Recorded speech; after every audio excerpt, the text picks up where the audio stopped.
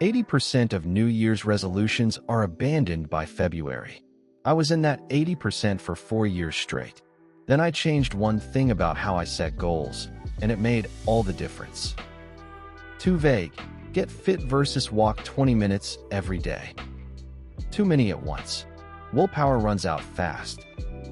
No tracking means no feedback and no course correction. Specific, measurable, achievable, relevant, time-bound. Weak goal, save money. Strong goal, save $200 a month for 6 months.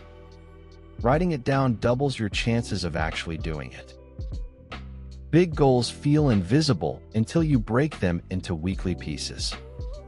A $2,400 savings goal equals $200 a month or $46 a week. Weekly targets feel achievable. Annual goals feel overwhelming. Every Sunday, ask yourself, did I hit my target this week?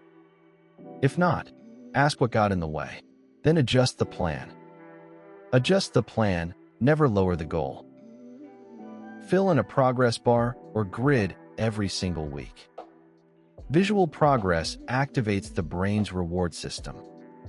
A simple printable goal tracker is genuinely all you need.